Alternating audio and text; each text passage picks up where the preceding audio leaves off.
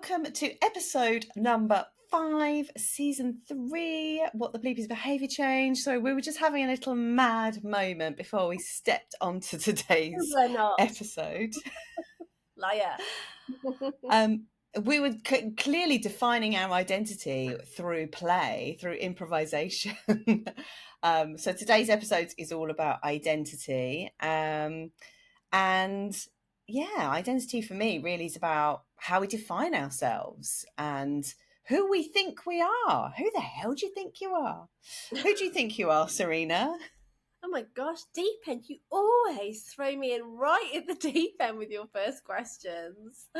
Throw you under the bus. Identity. Can I do a politician's answer and just say, first of all, why we want to look at identity? Because people might wonder why it's a part of behaviour change. So yeah, I want to do the politician's thing of not answering your question and answering the question I want to answer. You do it, girl. I don't think it's one of those topics that we've chosen to cover that people don't typically associate with behaviour change. Why would you look at identity when you're looking at behaviour change? And yet this is again why psychology informs the basis of behaviour change. It's why looking at just the tools that we can use to change someone's behaviour are only part of the story. Actually, understanding psychology and how someone thinks and feels and behaves, first and foremost, sets the foundation to understand what's really going on. And identity is a part of understanding that. So if I give you a hypothetical example, you'll know where we're coming from in this conversation.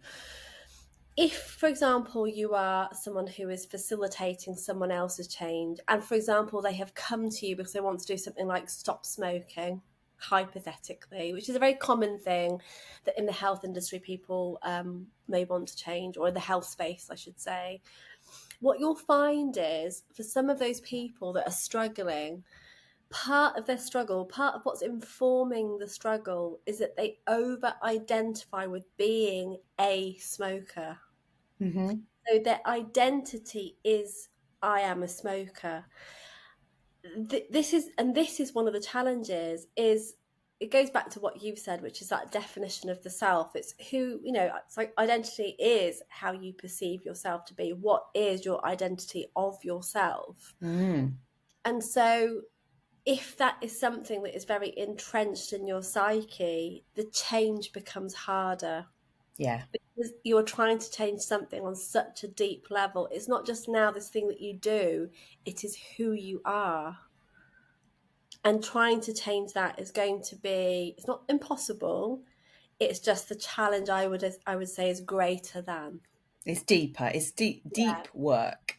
Yeah. And my Instagram bio actually says symptoms plus deep work equals transformation. Love it, yeah. And I think it's so true. And I think we forget that behaviour change and any kind of change, any kind of transformation requires going deep. We have to go deep. We have to go into the psychology, into the emotion, into who you are, into what you resonate with, what you don't resonate with, what your preferences are. Your how you're raised will inform your identity, and identity I think feels very unconscious until we bring it to the conscious. Yeah, you're so right. It's when you're working with someone so therapeutically or in a coaching capacity, there's real power in opening up someone's own observation and own thoughts around how they perceive themselves. So how do they view themselves? What do they think of themselves? Who are they in the world? Mm-hmm. And so, like you said, a lot of that just goes, it's not something that you think on a daily basis. Who am I in the world? Well, you will if you're like me. And me. I was thinking that. I think about that all the time. Yeah, a lot of people that are probably listening to this, like we're preaching to the converted here. But yeah, I'm constantly thinking about the impact that I have on the world and who I am and how I show up. But for a lot of people, and it's not, again, although we think those things, it's not something that's apparent in every single moment of our waking day. And so to bring our own attention to that can be a very powerful thing. And it can lead to transformation and can lead to shift. But the point being is, part of the journey of change is unlocking that sense of identity. What part of the self, for example, are you over identifying with? Right. So there's the over identification with, Yeah. it can be anything. Academics typically can over identify with thinking and over identify with, and that can stop them coming out of their head and into their body, for example, and being more playful and lighter. I know that's not you, Serena, because you have that lovely balance between mind and body, right? You've Really spotted not. it, Yeah. but you Probably seem to have shouldn't be spotted an it. academic. Say again. Probably shouldn't be an academic, but anyway, we won't go there today. We won't dissect that. You're a rebel academic. Yeah, well, I'm in good company. Yeah, absolutely. And I'm such a rebel that I'm not even an academic. But yeah, actually that makes me think of Gretchen Rubin's four tendencies, and the rebel tendency is the one that uses identity, or uses that rebel identity to keep them stuck in some of their unhelpful patterns, because they really over identify with the rebel. It's like they might be doing things that are rebellious, like smoking or whatever. And because they're so identified with that as a rebellious thing, and also being rebellious within themselves, they won't change it, even though they want to, because they know cognitively they need to, but they can't because it's embedded within that rebel I think, nature. yeah, and I think what you're saying there, one of the key components to pick up on is just how difficult it is to shift something when it becomes a part of your identity. Yeah. It's not something when something is entrenched enough to be part of what you identify with, it's now working at quite a deep psychological level. And so all you need to do is think about things like, maybe things like what you did when you were younger. If you're part of a sports team, did you identify as one of the members of that team?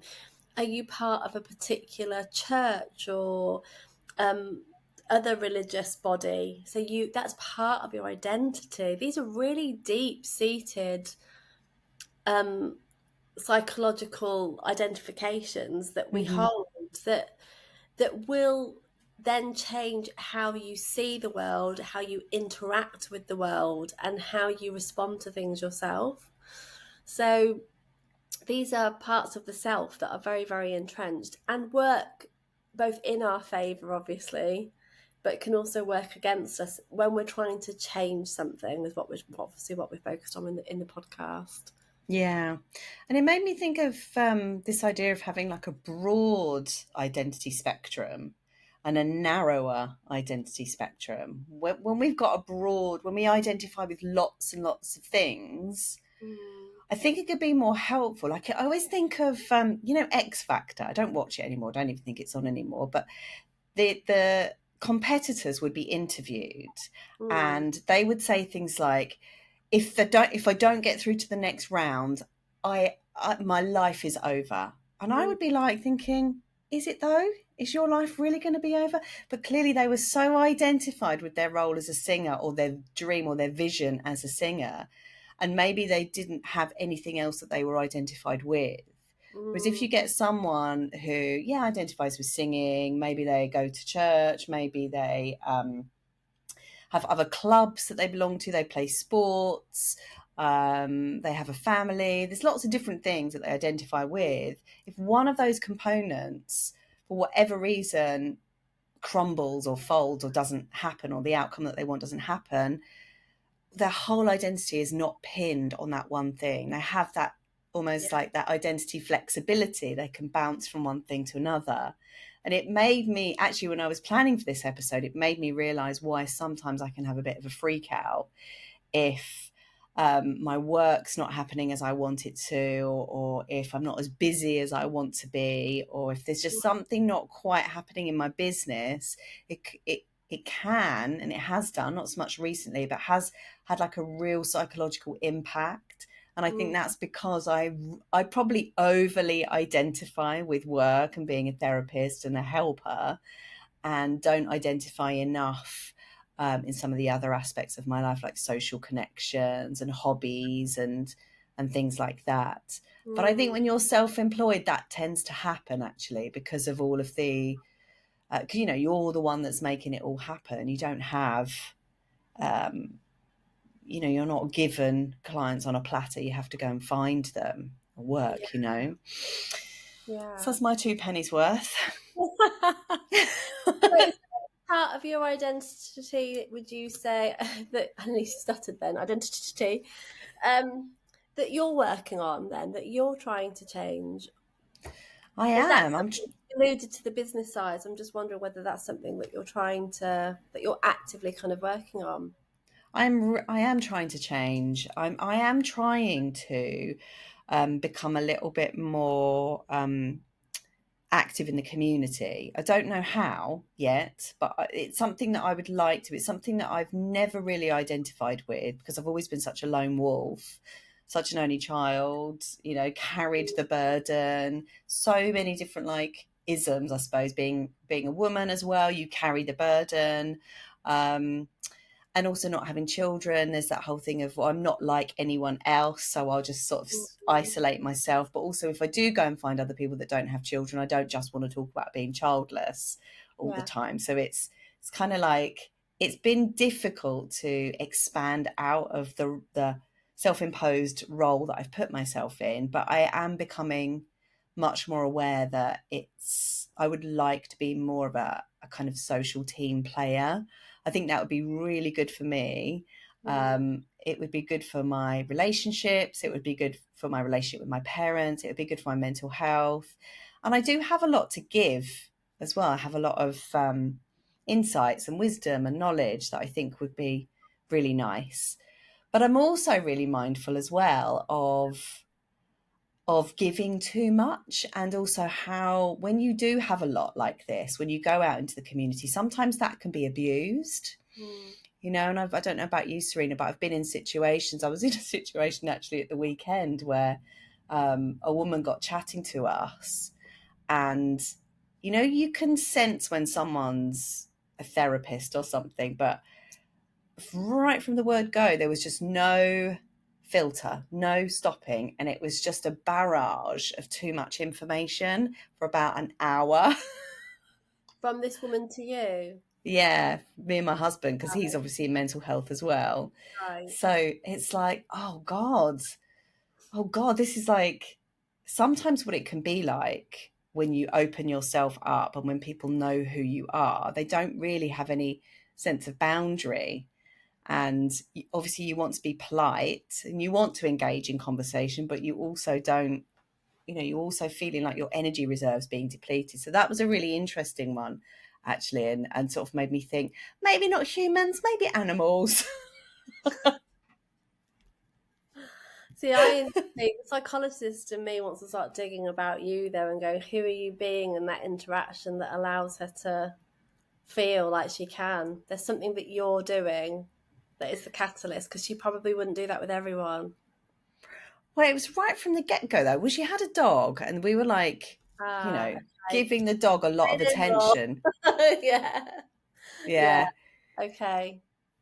And I think in giving the dog a lot of attention, we just melted and opened ourselves up, and we couldn't quite put the boundary back. Yeah. Okay. Yeah. So there was something there that opened up that interaction. Mm. Yeah. Yeah. I can fall for Anyway, that when it comes to dogs, especially. yeah, I'm gone. You know, that's me. I've disappeared. Everything's just, all my boundaries have gone. Yeah. So what would be useful, I think, is to talk about, because something that people might be wondering is, again, if they're maybe trying to change something themselves, how they might go about changing that, if it's a part of their identity that they'd like to shift. And obviously it links to behaviour change. So typically, when you look at this under a microscope, is usually when you would want to actually actively change something. So Yeah, say, for example, smoking, I just keep using that because it's just a really big, obvious one. Or yeah, weight is another one. So people often overly identify with being, I will use the word obese for the sake of the podcast, yeah, and people don't mind. It is a medical term. So, when people are obese, they identify as being that way, or they might use the word fat. I am a fat person. Mm-hmm. So, like I said before, it's really, really hard to try and shift that identity. So what I would say, how I've worked with people in my practice when they've come to me with stubborn identities, Yeah. is helping them to understand what the alternative is and how that old identity is no longer serving them. Yeah. So really going through a process of really, really picking apart, what's the role of this identity? What's it giving you? How's it keeping you stuck in your own patterns? And it's usually a protection or a way of, feeling important, feeling significant, getting a certain need met. And then you can flip it on its head and go, but is it really protecting you? Is it really giving you what you think? Is it really helping you to get your needs met? Is it really making you feel important? What's it actually doing? What is this part of you actually doing? What's the cost of holding on to this? And then we sort of, in a way, talk to that old identity with gratitude and a deep level of understanding. Some people want to kind of go in and murder it, or want to go in and reject it or whatever, but it really depends on the individual how you want to approach it. Most people want to approach it with compassion and understanding, and then it's just this idea of letting it melt away.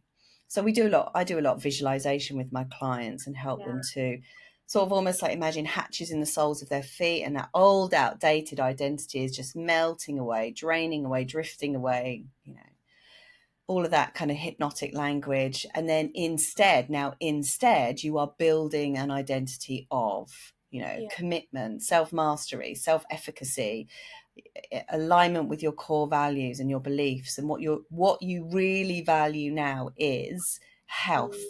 You value vitality, you value all the things that are really useful for people. So it's just it's a moment in time where you get people to see that they don't actually want that old identity. Yeah. And it's a process that you take them through to get them there. But as you're speaking, I think what I'm aware of is it's very resonant of conversations we've had before. So for me, this is very much again about there's a big shift in helping someone become the observer of their actions. That's such a powerful place to be. I think if you can get to that place where, and this is where often facilitation helps. It's hard to get there on your own without the challenge of someone else's questions and insight to get you to the place where you're clearly seeing how you're behaving and how you're showing up in the world. So you're so right in terms of that beautiful therapeutic process, that all that really important work that just helps to someone to identify how that identity was created. Where did it come from? So therapeutic processes help us to get to that place. Why was this version of myself constructed? Because the version that we have of ourselves is constructed. How was that constructed? And importantly, why was that constructed? And you're right with what you said about all of those lovely things that you might find when you start to do that work around, a lot of this was protection or avoidance of something, or fear, self-soothing, like poor self-soothing mechanisms, low resilience, which is linking back to the previous podcast. There's so many things can lead us to take on these identities that don't serve us, which lead to things like smoking, overeating, etc. So actions that serve a purpose, obviously they don't come out of nowhere, but really the struggle, the agitation arises when we realize that they're not really serving us. It's not really something we want to be doing. So I think that beautiful therapeutic process where you dig deep and you do all the work that you've said is so, so important. And it could be with anything, for me, it's a very similar process with most issues that people are coming to me with that they want to let go of. Intrusive thoughts, for example, self-deprecating thoughts, anxiety, depression, procrastination, giving up vaping, that's the new one, all sorts of things, even I've helped. So this kind of process that I go through with people, often helps with so many different issues. So, people want to give up drinking, vaping, smoking, as you say, eating issues, any kind of behavior change that they want to experience within themselves. So any kind of like critical internal thinking. This sort of process is quite magical. Like when you say you take the observer from, well, you extract it and you get them to see it very differently. Yeah, and they're just, again, just helping someone to do that and facilitate that is so powerful. I think people underestimate. Actually, I think that what happens is two things. People either underestimate the power of having those conversations, or they overestimate what psychology or therapeutic practice can actually do. It's very Yeah, logical. It's a very logical process, isn't it? To get yeah, someone to that place of understanding. And then almost what you're doing is you're presenting an option. So it has to be something that they have ownership of. It's not something that you can ever force on someone else. You can't force someone else to change. It has to be their decision. It has to be that a different version of their identity is so compelling that that is the identity that they want to step into. And absolutely. also, yeah, they have to see, and this is one of the key tricks with the behavior change aspect, really, is it's not just seeing it and visualizing it. They have to know it's possible.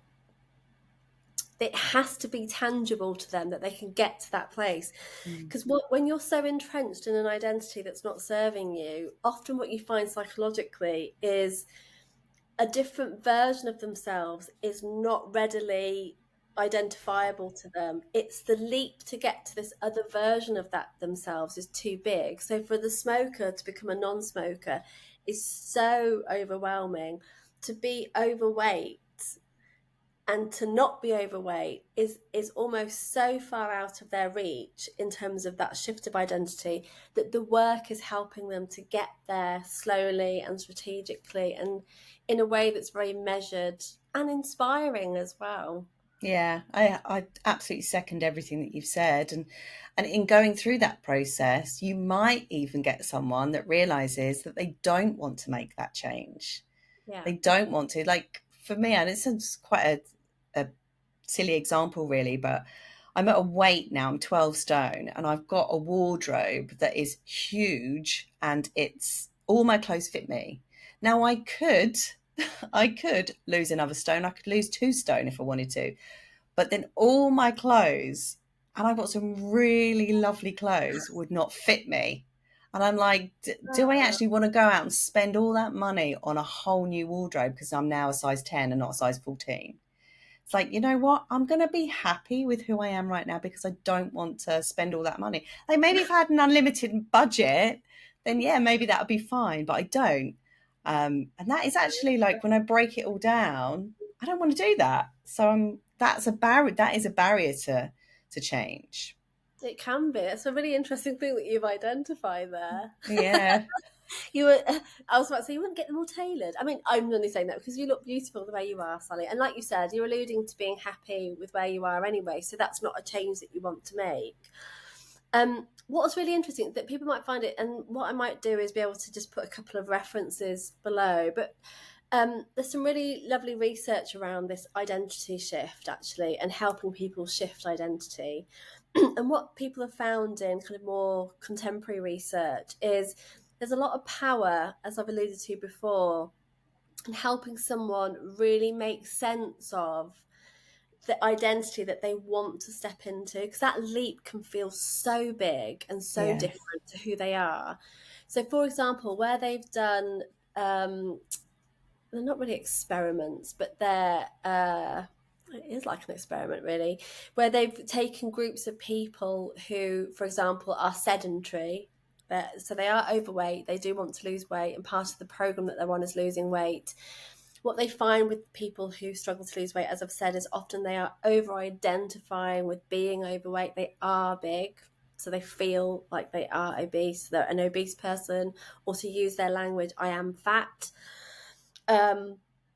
And so what part of the process of helping someone make that shift is actually encouraging in groups for people to undertake change together. So, Mm-hmm. for example, they've given people in groups who want to lose weight, they've given them group exercise.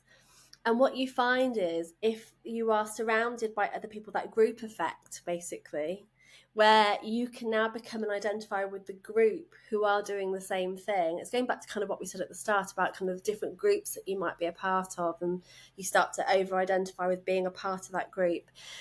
If you can help someone stay within that group and then become a part of like a group exercise program where they are now doing something regularly, that it starts to change that internal narrative, that they are now relating to themselves as someone who can exercise. And Yeah. so what you're doing is you're starting in a very small way to start to chip away at the old identity that they might hold about themselves. So they've gone from someone who's being overweight to someone who exercises. Yeah. And obviously what you're seeing there is that maybe that exercise was not a part of their previous way of living. And so if you can take someone into taking on a new trait or a behavior that's associated with a new identity, and that's a really lovely way to do it. So I think what we can take from that, if we're listening, is what things, if you want to undertake a change yourself, being really clear on what that change looks like for you is really important. What traits does someone hold when they are doing the thing that you want to do? And can you surround yourself with people that are doing it? Because You become the company you keep, don't you? yeah, so exactly. And so that group effect, that has an effect. It does help to change identity when you take yourself and you put yourself in a group of people who are doing the thing that you'd like to do.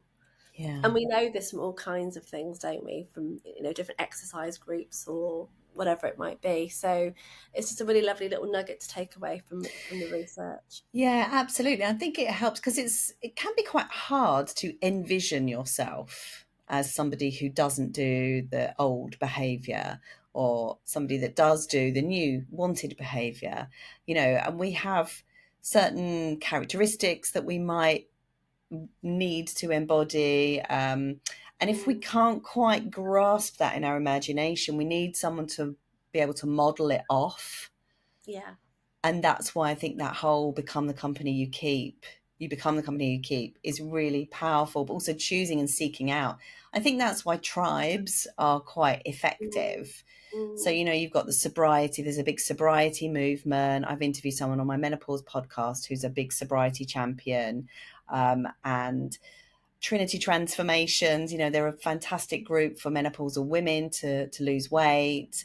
And there will be a group now, there's so many different groups out there that is available for you to join if you want to help you kind of understand what those characteristics are. We learn through osmosis, don't we? That's how we learn as children, and that's how we learn as adults, actually, really, I think. And so, yeah, if you're wanting to sort of shapeshift your identity, then definitely surround yourself with people who are doing what you want. Yeah, and also to we keep talking about groups, so to find groups of people who are also making the change that you want to make, which is why if we're not going to go in, I don't think we should talk really about addiction as part of our podcast today, but addiction is an obvious place to go with this. So it's why you don't do it alone. It's why you go Yeah. to a group and you learn and model through others who have made the change that you wish to make. You see how they have shifted their identity, and you get to see on a granular level what that looks like, because you have to have a model to know what you're replacing that behavior with. But you have to have an idea of what you're stepping into, and to make it feel possible to surround yourself with more people who are doing it and have done it is a really important part of that identity shift. Yeah, and I think a big block and a barrier to that is oftentimes people are surrounded by, especially with drinking and smoking, are surrounded by other people that are doing it, that's reinforcing that. So shifting your identity might also mean letting go of some of those friendships or reducing time spent around some of those people, which again can be super, super hard, especially if you're reliant on those people or you don't have anyone else. It's a real, starting again kind of thing that needs to happen. Oh, I mean, we could do a whole podcast on that, actually. In fact, we've touched Yeah. upon it before in a previous podcast. We've looked at people because it is vital. So You know, I don't remember which one it was, Sally, but we definitely looked at it. What, You know, starting again? people. So part when People. you're looking at making a change, it's really the people that you surround yourself with when you're making that change are a part of the process. So like you Yeah. said, there'll be some people when it comes to your identity that basically keep you where you are. And you're Yeah. right, it's so much more challenging when they're not just a part of maybe social networks, which is challenging enough, but when it's family, it's even more challenging.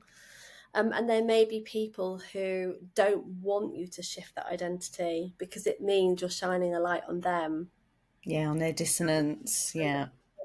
All of that stuff. So yeah, it's again going back to that idea of being resilient in the previous episode. There's something here about building your resilience too, because this is going to be part of the challenge in shifting your identity. It's multifaceted, but you can do it. You can do it. If you really want it, you can do it. And as with all these things, it is always easier if you do it with someone, with a coach, with a therapist, yeah, with a Yeah, healthcare practitioner who can help you. You know, it could be your wingman or wingwoman or wing person yeah, alongside. Mm. definitely get some help. Don't do it alone. I mean, you can do a lot on your own, a lot. You don't have to wait for help to start making changes today. But yeah, there's a lot of power in getting the help to support you in that change as well. Yeah. That's a nice place to end, isn't it?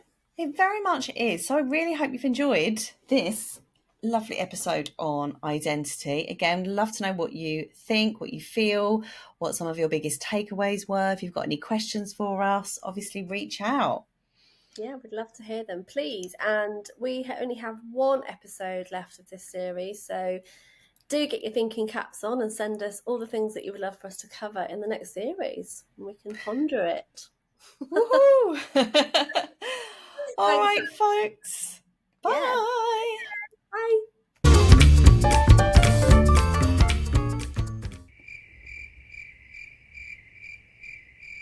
One, two, three. La la la. La la la. Let's burst into song. La la la. Voulez-vous coucher avec moi? Oh God, do you remember that? We've not lost it. No. You happy with it? Happy with what we're talking about? Yeah, let's pretend to do the music.